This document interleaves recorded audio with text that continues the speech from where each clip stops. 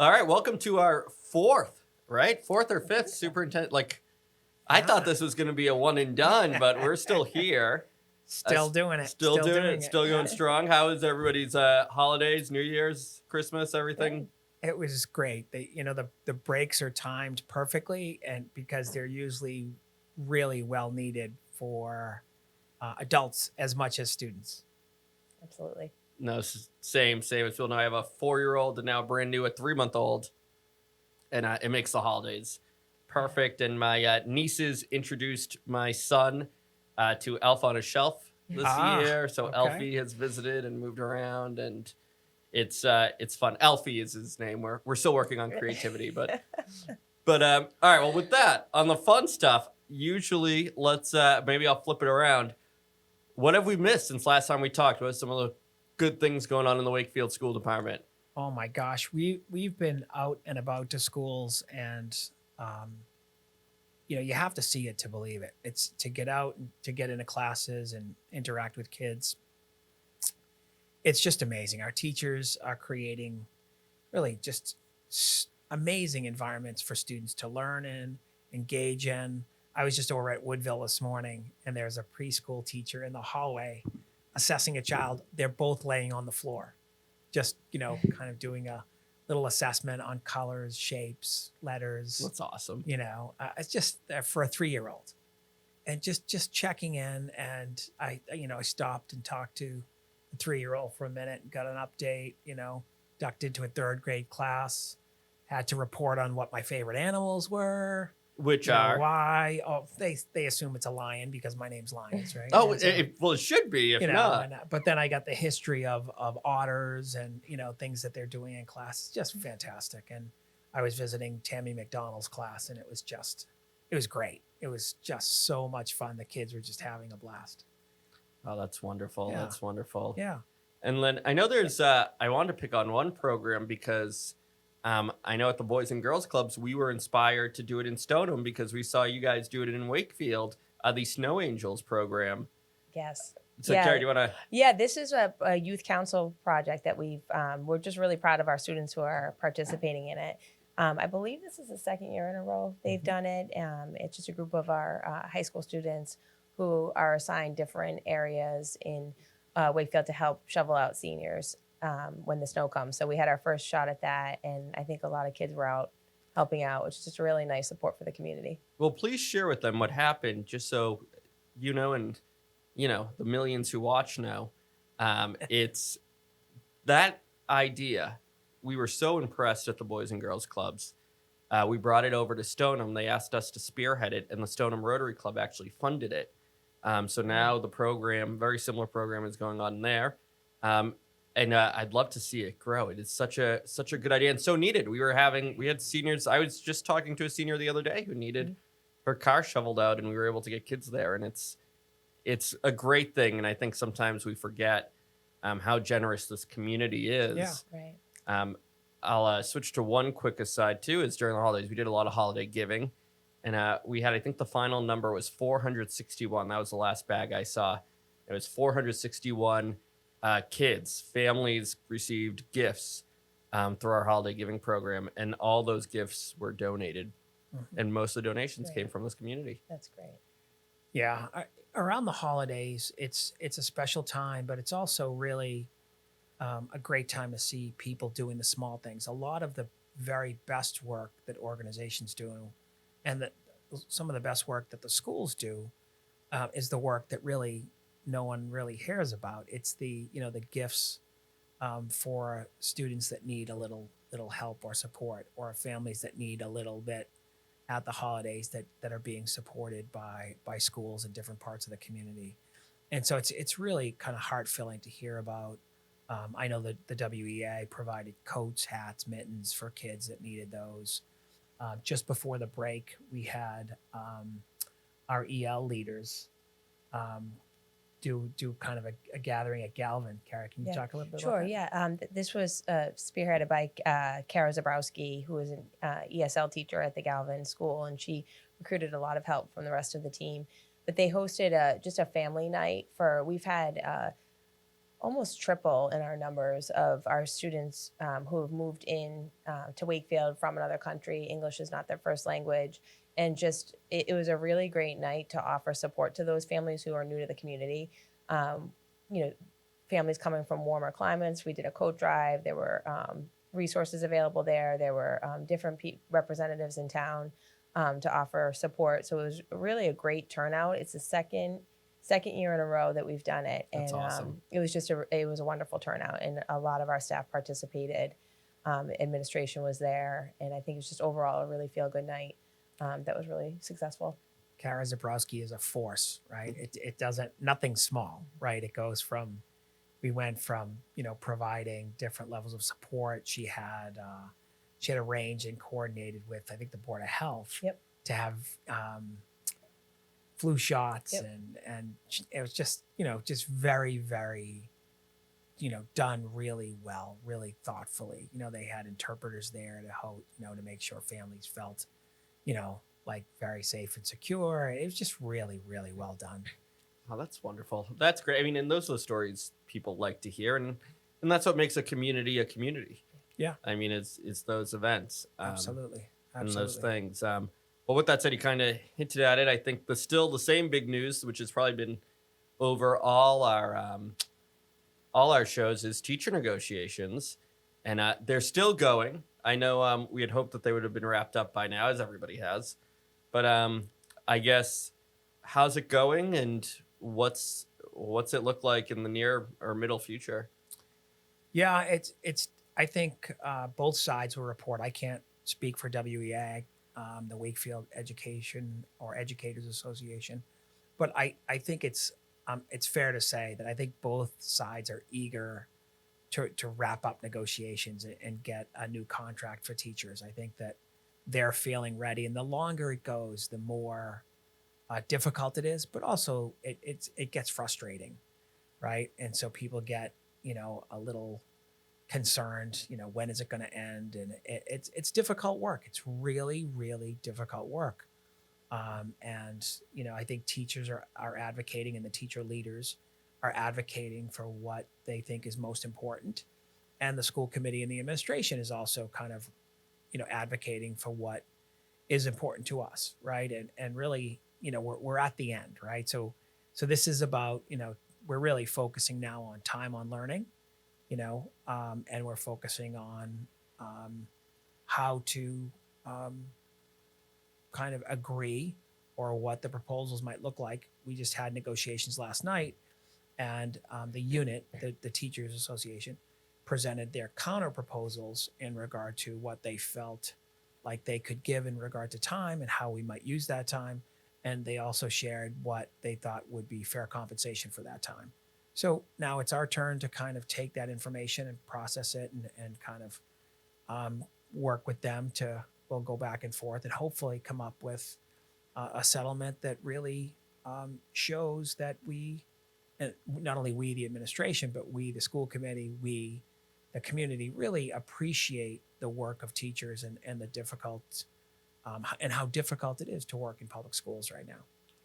No, absolutely. Carrie, did you want to add something? Sorry. No, I think Doug hit all the main points, but yeah, I think it's just that balance of trying to problem solve together, to think of all of the different needs of the district. And I would say administration has been pretty focused on just trying to make sure that the student day has the minutes it needs to run, and not just to run to the minute to the second. We have a lot of, we're a public school district. We have a lot of requirements that we need to meet in terms of curriculum minutes, time on learning, but yet we also want to provide time in the day for some downtime as well, for a snack, for lunch, for recess, for you know, morning meeting, things like that. We don't want to take away all the flex in the day, but we also have to be mindful of how much time we're spending teaching core subject areas. So it's really a balance, and I think we just often find we've started the process again. Our administrative and curriculum team just talking about schedules for next year already. Just how can we improve them? How can we make them flow better? How can we be realistic about what it takes for transitions, so that we're really accounting?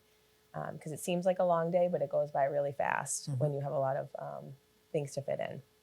Yeah, schools are being asked to do a lot, right? And as more things are added, what no one really talks about is every time things are added, the day doesn't naturally expand, right? Things get squeezed. You do a few less minutes of this or a few more minutes of this, and so it's hard. It's hard to fit everything in, and it's hard for teachers to kind of juggle all of those tasks and all of those topics. It's not the old school, oh, reading, writing, and arithmetic. That's where we're doing our the if you were to visit, and maybe before a podcast, maybe you can come with us and visit some classes to talk more about or see for yourself how complex some of the curriculums are. One of the parents was just joking with me yesterday about AI, Mhm. and his question was, "Will this help me with my child's fifth grade math?" Because it's complex and it's difficult. I know one Yeah. of the asides I always share is there was a young man um, at the Boys and Girls Club, and he was great, and we were talking about school, and I was making a wisecrack like, well, I know cursive, and he had made a comment like how he doesn't know. I'm like, I know cursive. You should learn cursive, and he's like, oh yeah, that's great. He goes, I was taught how to code instead. He goes, which, and then he looks at me and goes, hey, which skill do you think will be more useful, coding or cursive? Yeah. And I was like, smart kid. But this touches to two issues, right? So on the bigger issue, and this was always my frustration now looking back at it, when I was on the school committee and when I was really involved in the local political scene, is that there's so many of us, teachers, administrators, politicians, who know that how a school is funded, how a school day is set up, is just not adequate based on today's norms, like paying for using property taxes to pay for schools, the idea of going from 8 to 2. There are all these things that we realize don't make sense anymore. Mhm. But there is just this inability or unwillingness to change it because it's at a district level and you can't just change it yourself. You have to almost change it universally. With that said, I think how that ties in locally is, it seems like this negotiation's been tremendously respectful. It does seem, I think you made a comment the last podcast that they had rescheduled. Usually you don't reschedule if things are going poorly. Mhm. It seems like proposals are going back and forth. All this is a good sign, but it is incredibly nuanced. And I tell people, it's not, the WEA is huge. People don't realize it's hundreds of teachers. Right. They don't even all agree with what's going forward. Just like, look at a school committee. You have 7 people. They don't agree all the time with what's going forward. So you're trying to get all these parties to a deal. And, I used to use the example, of course, it was a different time, but everybody wants to pay teachers as much as possible. You want to be the highest paying district. And then you have some people who will publicly say that, but then they'll say, you know what, though, I don't support an override. Well, you say, well, then how am I going to get the money? Or vice versa. You say, okay, if there's no override, we can pay teachers more, but then we have to lay off. Yeah. And the way that works usually is last hired, first fired was, the rule. And back again, I was 19 to 23, right? And, all those new teachers were like personal friends of mine. I'm like, I can't support that. So I say all this to say it is so hard to do this negotiation, especially on a local level. So I commend everybody, even on the WEA side, for putting their name out there. I know if I was a teacher, I would not want to be in union leadership and have to represent that. I mean, that is an incredibly difficult job. And vice versa. If I was a parent, now that I am a parent, I'm like, oh man, I don't want to be on the school committee. So it is an incredibly difficult job on both sides. And I'm glad it does seem to be going in the right direction, even if it's taking longer than. But the process is challenging, and just the forum and how it's done, because I think at the end of the day, we know we're all in this district together. We agree more than we disagree, and if we disagree, it's usually there's different reasons why we might disagree. But I think the idea is just trying to look at the big picture and make sure that whatever we agree to isn't going to do harm in the long run. That we can sustain what we commit to. And because we have a lot going on right now, we have a lot of commitments. And I think that we're a well-resourced district, and we have been able to support a lot of things, particularly the last couple of years, just in terms of staffing increases, curriculum developments, professional development, training. We're fortunate in a lot of ways, and I think we are competitive even right now. As we, I know that we've seen that. We've done a lot of hiring in the last couple of years, and I think people who have perspective on working in other districts have come to Wakefield and felt very fortunate with what we have going on, what we have to offer, and where we're going as a district. No, well said. And it is such an interesting dynamic because they, in very few other negotiation settings do you put all that many people in a room. And I probably say this because I'm a biased lawyer, but in my head, it's like you should just have the two lawyers in the room, have them work it out, and have them just keep going back to the parties. Because negotiations can get tough, and if you do have people who have to work with each other every day, you're creating a very interesting environment. Yeah. So I won't ask you how you get beyond that environment. It doesn't seem like you're there. But I will tell you, it'd be great for our ratings if you guys get into a fist fight there. We won't do it. Need to either. Yeah, we're gonna have to do something else for ratings. All right. We're gonna have to do something else. I'll talk to I'm Ian at sorry to WCAT. report. We're trying. All right, guys. Then to follow up, are there any other big news issues? That's the one that just keeps coming up. I know budgets are coming up.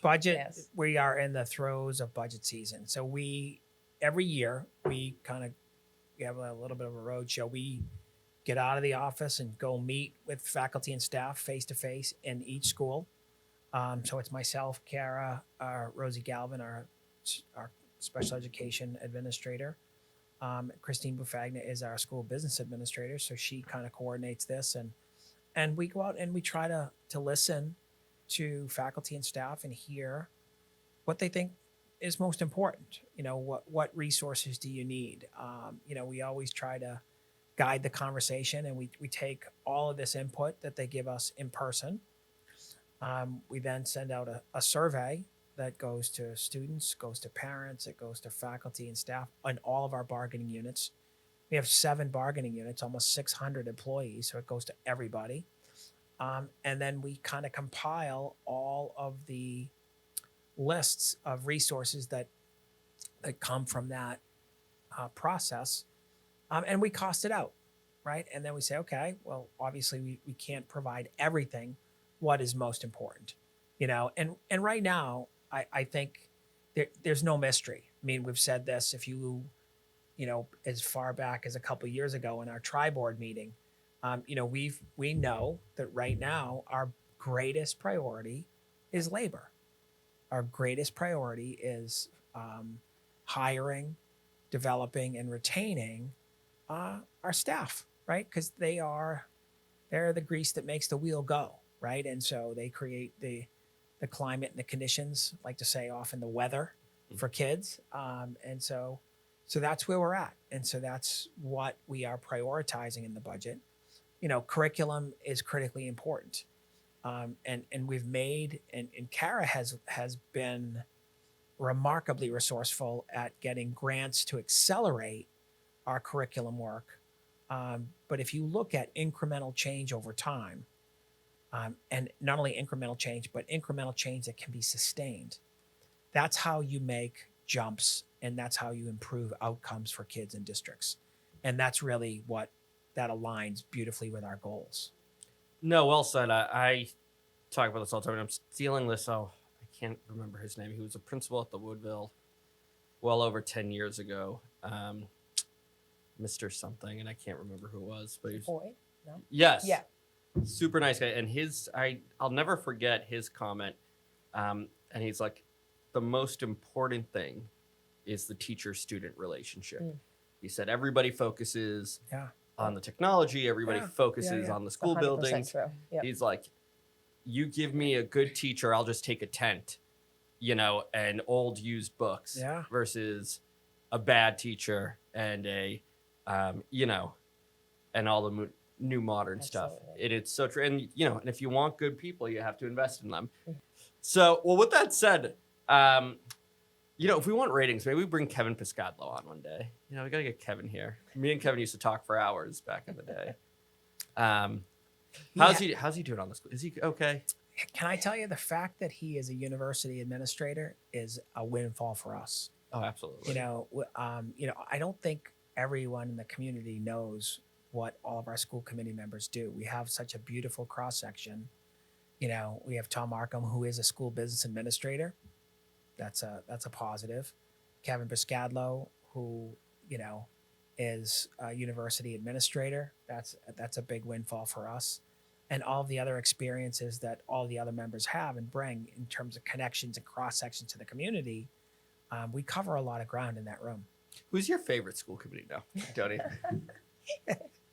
If you were going to answer, I'll let you. Well, I was going to, but now that you told me to stop. Yeah. No. Well, that's what do kids have? What do we have looking forward to? What's coming up? Yeah, I like this time of year. I think January to June is, or maybe not quite to June, but there's just a nice stretch of ahead of us with not a ton of disruptions, really good chunks of time for teaching and learning. We already are starting thinking about planning for next year, though. This is the way it goes. Once January hits, you kind of start thinking about the following school year. And we have kindergarten registration starting up through January and into February, where our new families will be welcomed into the district and register their students. We'll host last couple of years, we've hosted a parent information night for new kindergarten families in March. I believe we have that on the calendar for March 21st. It'll be a Zoom text event. my wife right now. Yeah, we'll March get 21st. communication out on that. I know you've got a kindergartner coming out, so that's great. There's a lot of incoming kindergarten family events. So we'll have that. The information night kind of kicks things off where we give an overview, and then we'll get into kindergarten screening. And the last couple of years, we've ran our incoming kindergarten acceleration academy, which has been a grant funded program that we've had for the last 3 years. So we'll be, continuing to hope that that's something that we can keep going. It's been really great the last couple of summers. Yeah. That's been great. It's it's a little things like that, right? Like, so, when we got that grant, districts had a choice of how they wanted to use that grant.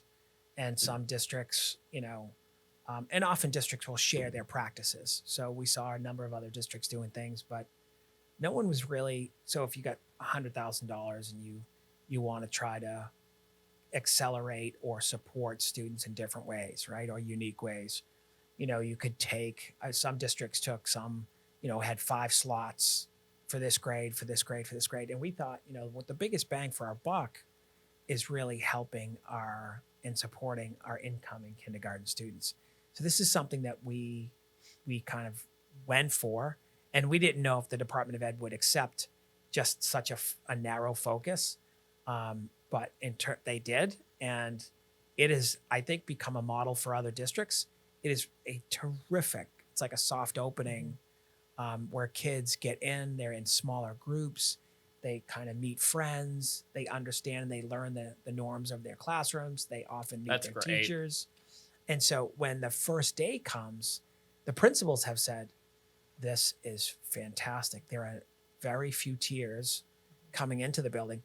After that week, it's funny, after that week of the Acceleration Academy, we get some tiers when it ends because kids don't want it to stop, which is really. That's, and now what are the projected dates for the? So we usually run it I want to say the second and third week of August. So we try to get it going just because we get a great turnout of teacher.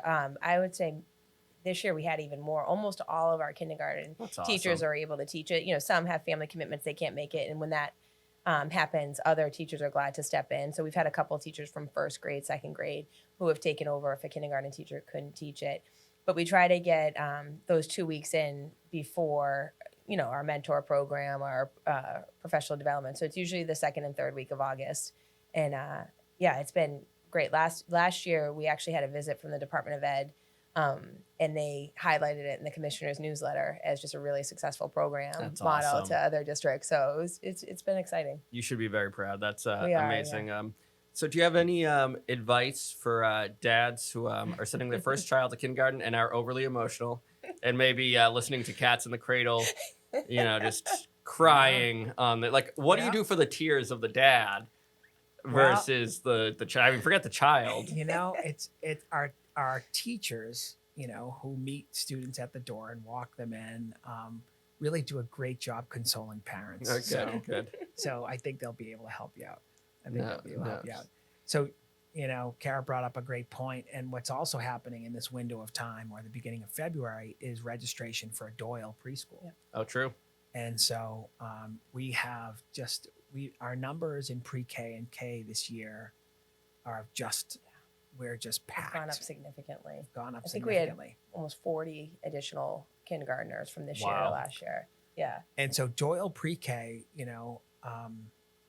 is one of the best kept secrets in the district. I mean, it was really remarkable. But one of the things that people may not know is that so Doyle has almost doubled in size in the last 7 or 8 years, right? And one of the reasons for the doubling or the increase in enrollment is not only birth rates, that's a huge piece, but the other part of that is during COVID, several preschools closed, That's true.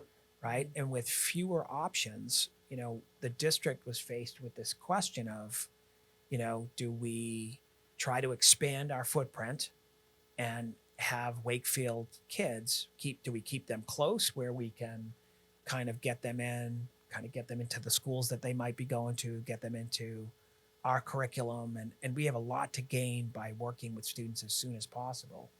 So what we did is we piloted one pre-K classroom at Woodville. We've expanded that to 2 classrooms. So right now we have 12 pre-K classrooms, and we started with 6. I want to say five and a sub-separate classroom. So 6 classrooms. Now we're at 12 classrooms, and the Doyle is busting at the seams. We're looking at the possibility of maybe a modular over there, or we're going to work with the town on just figuring out how to make the need for space work over there, because Do we still own the Yule? No. We do own the Yule, and we also Or the Herd? Yeah. we also own the Herd. The Herd is a beautiful school. The Herd's a stunning building. Now, The I don't Herd is know a what you need for a beautiful, but it's a stunning beautiful building. It hasn't been used in so long that it just to get it up to date would be remarkably expensive. And with all the construction that's happening in the schools, i.e. the new high school, I think, taking on another school project like that, but that could very easily be another early learning center. No, it's and it's necessary. I mean, this goes to the very beginning, not the very beginning, but the discussion on negotiations where we talk about, at least in my opinion, we all know what needs to happen, right? Pre-K used to be a nicety. Now it's a necessity. I mean, every study, it is very clear that children who go to preschool do so much better Right. than those, and that those learning gains can last in some cases a lifetime. Yeah. Right. So the idea that it's not being invested in, and I don't mean this as a Wakefield show, I mean this everywhere, as just a part of the public school day, is something that we have to take on as a society. Well, with all this said, are we missing anything before we wrap up? No, We're good. All right, well, guys, thank you so much for doing this. I'm sure we'll do it Thank again in you. a few weeks. And thank you so much. Great to see Thank you. Appreciate Thank it. you.